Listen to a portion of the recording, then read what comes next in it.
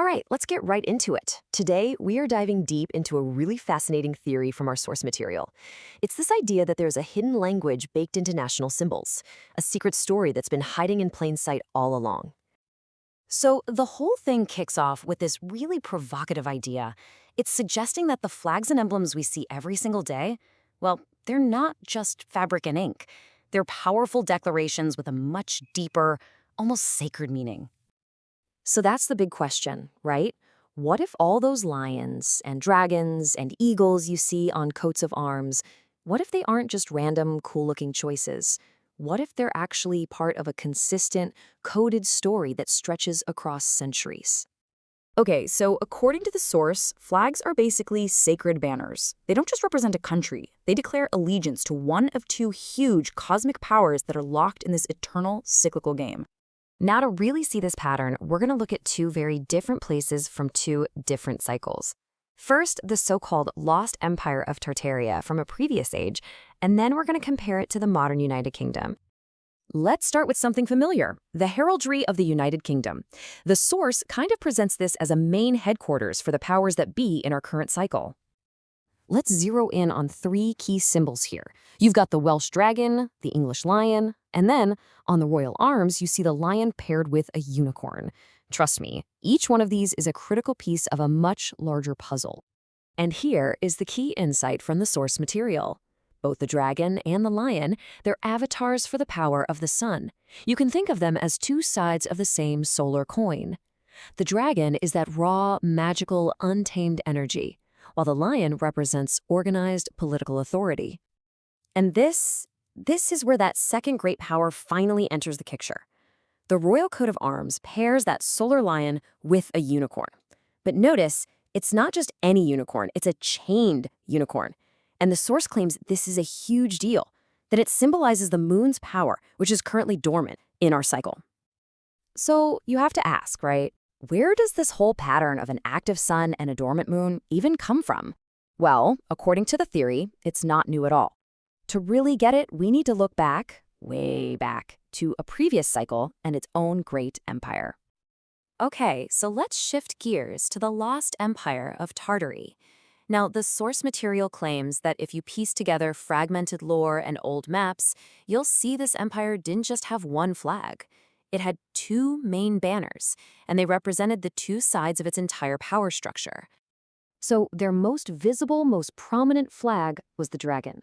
This was the banner of the Tartarian emperor himself, and it stood for the raw power of the sun, a force the source calls beta. Now, this is where it gets really interesting. Look at how beta, or solar power, is defined. It's described as exoteric, which means it's outward, it's public, it's all about the physical world. It's the kind of power you can actually see and feel. So this dragon banner was the symbol of Tartaria's worldly authority. It stood for their armies, their government, their control over land. This is what the theory calls the flag of their game. But Tartary had a whole other side to it, a second banner, the owl. This was the avatar for the moon, that other great power, which the source calls Alpha. And in total contrast to the sun, the moon's power is described as esoteric. That means it's inward, it's secret, it's spiritual. This is the empire's connection to hidden knowledge, to divine wisdom, to all that secret lore. This owl banner, then, it symbolized the empire's hidden spiritual authority. This wasn't about armies or politics. It was about sacred knowledge, the divine foundations of the entire empire. It was the flag of their church. And here it is, laid out plain and simple. This really shows that core duality. You've got the dragon, representing the visible, worldly game of power. And then you have the owl, representing the hidden, spiritual church that holds it all up. Two totally complementary forces governing one single empire. So, the big question is, how does this Tartarian blueprint of a dragon and an owl connect back to the modern symbols we see in Britain? Well, this is where the theory really ties everything together.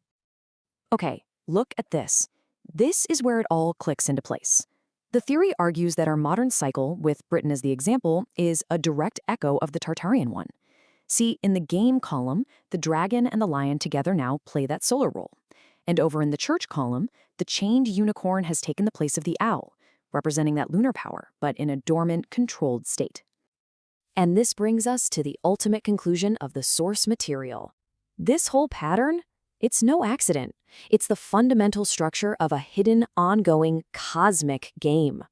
The central idea here is that while all of the surface-level details might change, the names of empires, the faces on the coins, the exact design of the flags, while all that changes from one cycle to the next, the underlying forces never do. And really, it all boils down to this single idea, the duality of the sun and the moon, of exoteric and esoteric power. That's the one constant throughout all of history. It's a cosmic game with two players that never, ever change. And that kind of leaves us with a final thought to chew on. If this theory is true, if this game really is eternal, what other national symbols that you see every day might be expressing this duality? It's a really fascinating lens to look at the world through, suggesting there's a hidden order just beneath the surface of history.